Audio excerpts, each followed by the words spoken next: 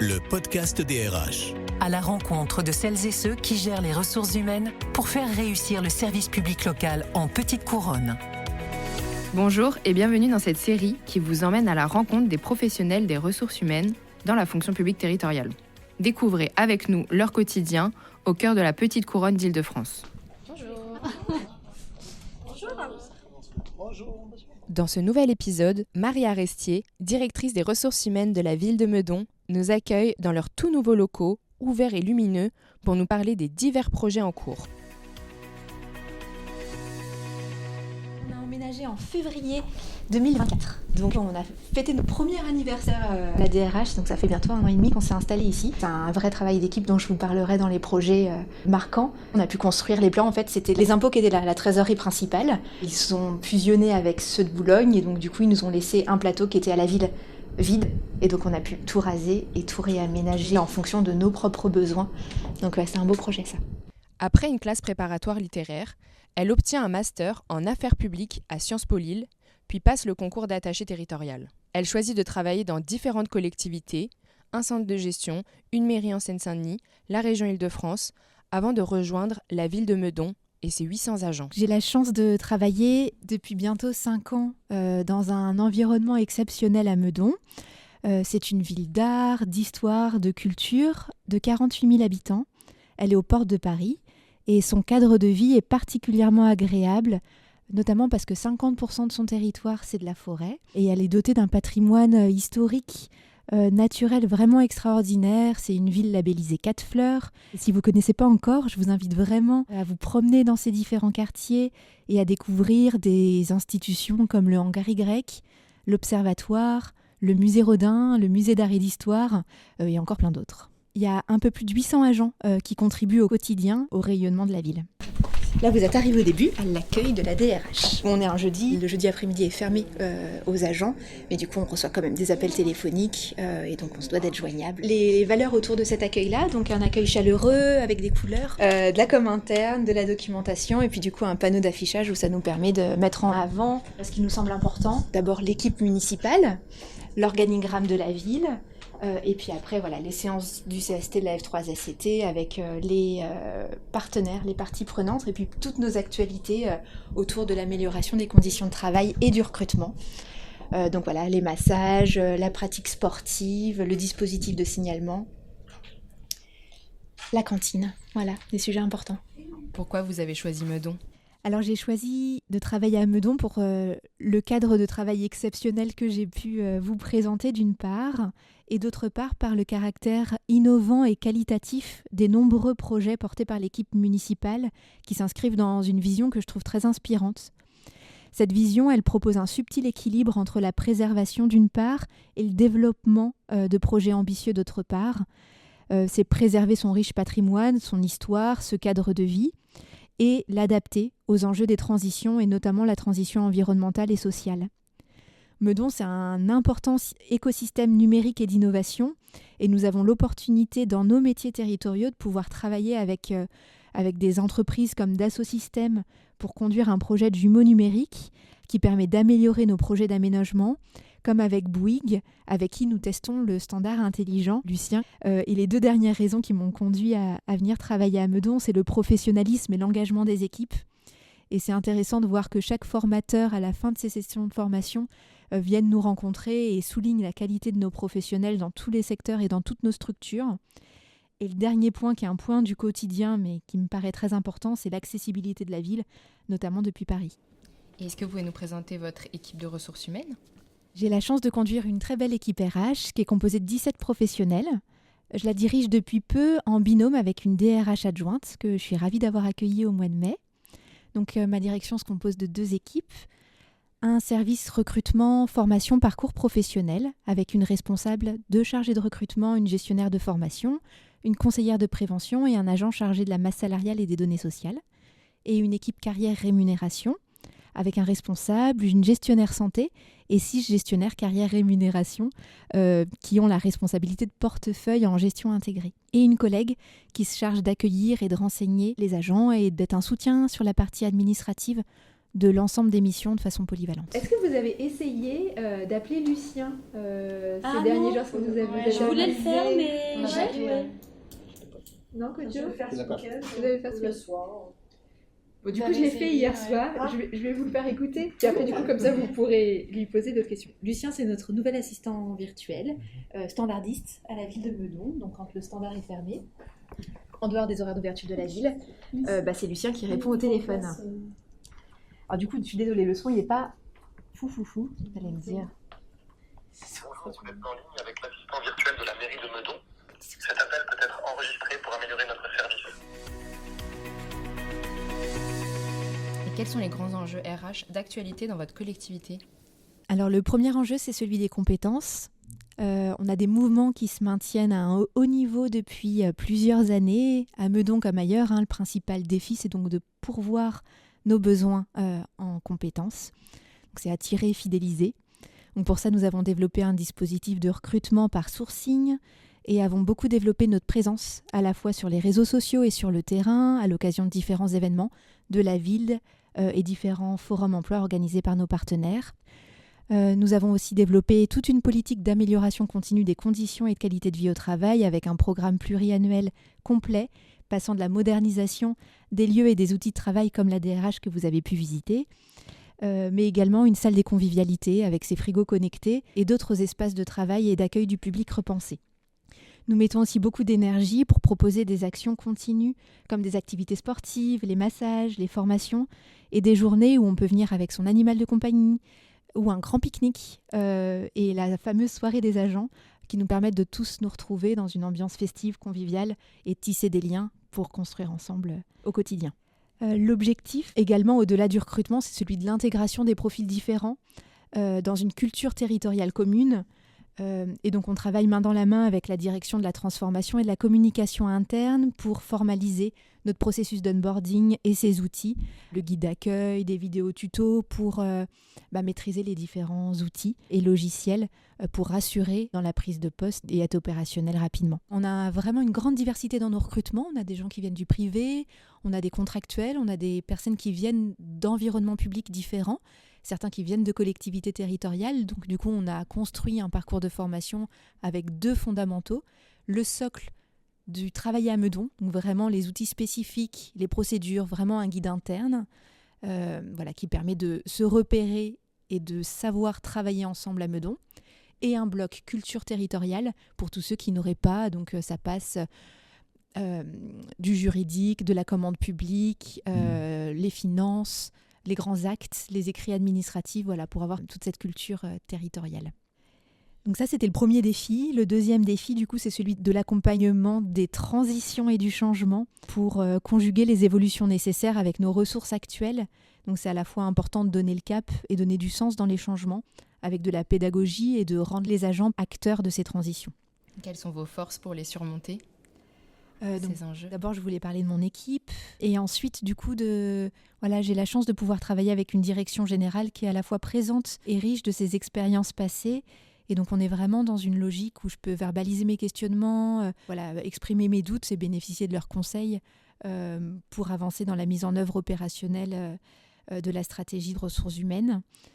Et une autre force à laquelle nous avons beaucoup travaillé ces derniers mois, c'est nos valeurs communes, qui représentent un ancrage fort dans un environnement où tout bouge, où tout change. Et donc ces valeurs, ce sont l'écoute, la confiance, le respect et la solidarité. Et ça, c'est vraiment quelque chose qui permet d'avancer ensemble. Et vous avez un exemple de grand dossier que vous avez mené récemment avec vos équipes ? Oui, j'en ai plusieurs. Alors du coup, le premier dont je voulais vous parler, et celui qui me paraît le plus emblématique, c'est notre installation dans nos nouveaux locaux, avec une conviction forte que le cadre de travail, l'environnement, il influe sur nos comportements et sur la manière de travailler. Donc le principe d'avoir un accueil chaleureux, un espace dédié pour les entretiens et pour les rendez-vous avec les agents, de la transparence, de la luminosité, de la douceur dans les couleurs. C'est propice au calme et au partage du travail en commun. Et donc oui, c'est un projet auquel on a réfléchi tous ensemble. On a discuté autour de différentes versions de plans, on les a partagés avec d'autres directions, on a fait des visites de chantier. Et pour le déménagement, on a fait un grand tri Donc ça présente vraiment un nouveau départ et une belle opportunité structurante et motivante pour l'équipe et pour moi-même. Donc on a vraiment eu beaucoup de chance de pouvoir mener à bien ce projet. Le principal objectif de l'aménagement, c'était vraiment d'avoir une équipe RH réunie dans le même lieu. Déjà, on part d'un point de départ. Le point de départ, c'est que dans les anciens locaux, du coup, la DRH, elle était sur 2 niveaux. Il y avait l'équipe recrutement-formation qui était au rez-de-chaussée et le reste de l'équipe carrière-rémunération, DRH, santé au travail, qui était à l'étage supérieur. Et donc en fait c'est basique, mais quand on a des marches à monter ou à descendre, on ne le fait pas. Et donc du coup on communique beaucoup moins avec ce sentiment d'avoir quelque part déjà 2 équipes RH. Donc le premier principe d'aménagement, c'était de ne faire plus qu'une seule équipe RH réunie, avec beaucoup plus de partage et de transversalité, avec l'idée d'avoir tous à cœur le parcours de l'agent. Donc d'abord favoriser la transversalité et la coordination des activités RH. Et puis après, c'est incarner un autre style de management, un management de proximité, à l'écoute des collègues, et voilà, d'être en prise directe quand il y a une tension qui se passe au téléphone ou dans un entretien, être en capacité d'intervenir rapidement, de voir un collègue qui va moins bien un matin et donc être en capacité de l'accompagner et de détecter les signaux faibles qu'on perçoit beaucoup moins quand chacun est dans son bureau, porte fermée. Donc voilà, c'était vraiment pour une autre approche avec un management à l'intérieur de ces équipes, avec l'idée peut-être de véhiculer un rôle de manager, coach facilitateur incarné dans ces locaux. C'est vrai qu'en arrivant, vous nous avez montré les locaux et on était étonnés de voir que vous n'aviez pas de bureau propre.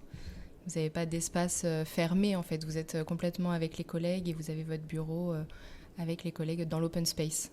Oui, tout à fait. Et l'autre principe d'aménagement, c'est qu'il y a beaucoup d'espaces ouverts, mais il y a aussi du coup des zones fermées, avec du coup l'idée de se dire que les salles fermées sont de dimensions et d'organisation différentes pour permettre de répondre aux usages. C'est-à-dire que quand on a besoin d'être seul, pour des besoins particuliers, soit de concentration, soit de faire une activité qui va générer du bruit, on s'isole dans une petite salle. Quand on reçoit un agent, on a des espaces dédiés pour recevoir avec 2 places. Quand on reçoit à 2 ou à 3 ou à 4, du coup, on a des espaces adaptés. Et quand on a besoin d'avoir une visio ou de réunir plus de monde, on a des salles de réunion de plus grand niveau pour répondre à ce besoin-là. Donc c'est vraiment l'idée de se dire de quoi j'ai besoin, quelle est la mission que je vais réaliser. Et en fonction de ma mission, je m'installe dans l'espace de travail qui est le plus adapté. Ça permet de rationaliser le nombre de mètres carrés et d'être dans cette logique d'être beaucoup plus mobile et de se déplacer, qui est aussi du coup bon pour la santé au travail également.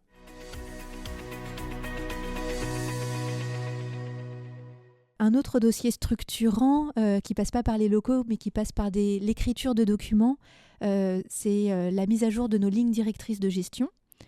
Les premières, je les avais rédigées à mon arrivée en pleine période du Covid. Donc là, pour cette version, on a vraiment eu envie d'adopter une démarche de co-construction, d'intelligence collective, en associant vraiment très largement les représentants du personnel d'une part, les agents de tout niveau, les managers de toute la ligne hiérarchique et de l'ensemble des directions de la collectivité. Et donc à la fin, ce document, il constitue vraiment une fierté pour mon équipe parce qu'il est structurant, il donne le cadre et il donne de la visibilité à la stratégie et aux grands objectifs RH.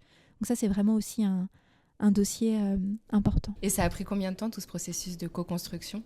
On l'a commencé à l'automne et on l'a validé au CST de janvier, donc 4-5 mois. Donc là, j'avais du coup évoqué les 2 plus structurants. Ensuite, j'ai une multitude de plus petits exemples. Mais cette année, nous avons présenté notre RSU lors du comité social territorial du 10 juin. Quand on s'y connaît un peu, on se rend compte que c'est un vrai tour de force. Ça nécessite du coup l'établissement d'un rétro-planning serré, d'une répartition des indicateurs clairs entre l'ensemble des collaborateurs, un travail de relecture. Et pour moi, ça incarne vraiment l'exemple de fluidité et d'efficacité dans mon équipe pour réussir à produire ce document obligatoire et structurant dans un délai aussi court. Un autre exemple, on a réalisé des vidéos relatives à la mixité des métiers dans le cadre d'un projet qui avait été soutenu par le Fonds pour l'égalité professionnelle. Et du coup, notre parti pris pour la réalisation de ces vidéos, c'est mettre en avant des équipes mixtes qui fonctionnent bien pour donner envie aux candidats de les rejoindre. On a organisé une avant-première dans notre salle des convivialités et j'ai trouvé ça particulièrement émouvant de voir la fierté des équipes qui se voyaient à l'écran pour la première fois avant que du coup ces vidéos soient diffusées sur nos réseaux sociaux et notamment au cinéma de la ville. Et la semaine dernière, on a organisé un temps d'accueil chaleureux pour les jeunes en emploi d'été. Chaque année, on accueille une petite trentaine de jeunes en emploi d'été et on leur a donné les clés pour comprendre l'environnement territorial. On a pu leur transmettre notre passion de nos métiers territoriaux et leur donner envie, du coup, une fois diplômés, de nous envoyer leur CV. Donc voilà, ça, c'est des moments importants pour l'équipe RH. On voulait aussi vous demander quelles ressources utiles vous trouvez auprès du CIG. Pour nous, le CIG, c'est un partenaire du quotidien qui est vraiment précieux. On suit depuis nos salles de visio les actualités statutaires régulièrement. On assiste aussi régulièrement aux différents ateliers et aux journées thématiques, que ce soit à Pantin ou en distanciel. Nous avons une convention mixte de longue date sur la partie conseil et inspection et qui vient en appui de notre poste de conseillère de prévention qualité de vie au travail. On a un partenariat privilégié sur le suivi médical de nos agents. Et puis, bien sûr, on travaille en étroite collaboration sur les campagnes de promotion interne, les éventuels conseils de discipline et questions juridiques RH du quotidien. Donc, pour nous, votre expertise et vos ressources sont très précieuses. Pour vous, être DRH, ça consiste en quoi ? Qu'est-ce qui vous rend fier, si on peut dire ça, dans votre fonction de DRH ? Alors pour moi, le poste de DRH, c'est un poste très complet et passionnant. Je vais faire référence à des verbes d'action car je pense que c'est un métier où on est beaucoup dans le faire. Donc c'est d'abord anticiper, structurer. Donc c'est toute la logique de planification, les instances, les projets, les échéances, générer des tableaux de bord, suivre la donnée RH avec l'impératif maîtrise de la masse salariale, des effectifs, de l'absentéisme.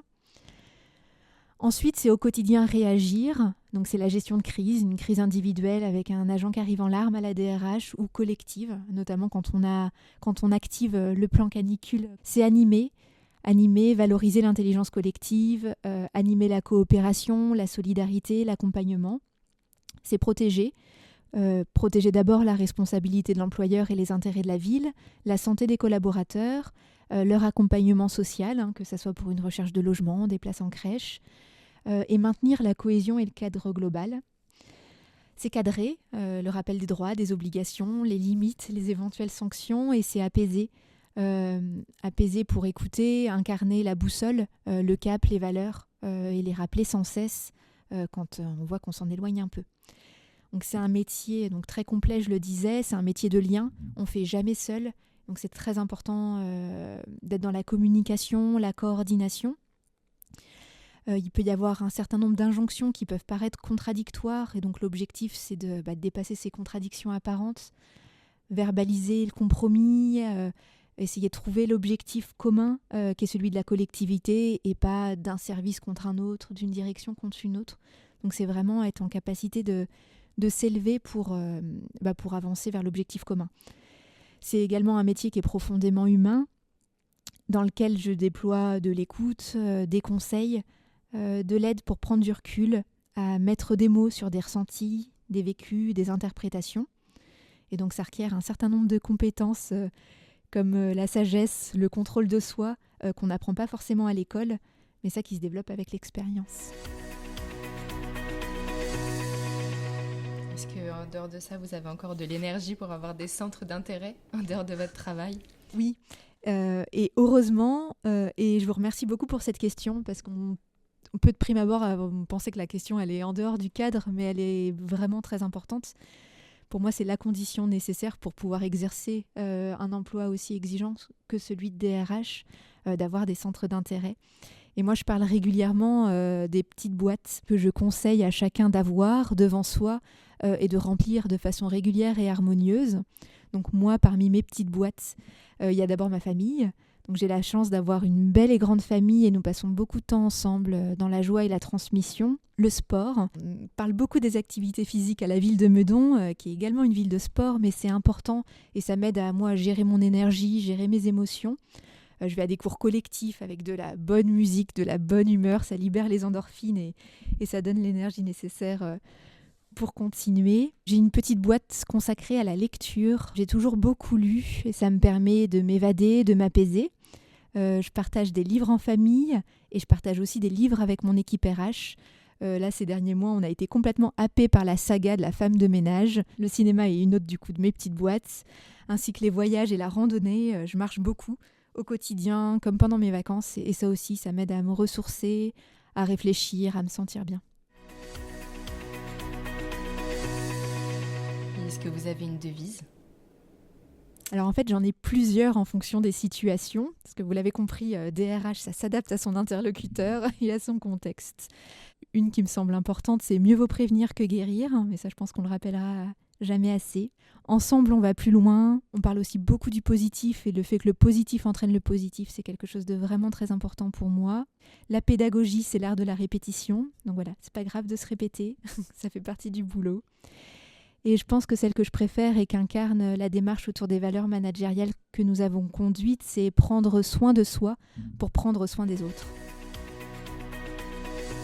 Merci beaucoup et merci beaucoup pour votre temps et vos réponses. C'était un vrai plaisir de vous accueillir. Merci à vous. Retrouvez le podcast DRH sur toutes vos plateformes d'écoute préférées. N'hésitez pas à partager, liker et commenter cette série.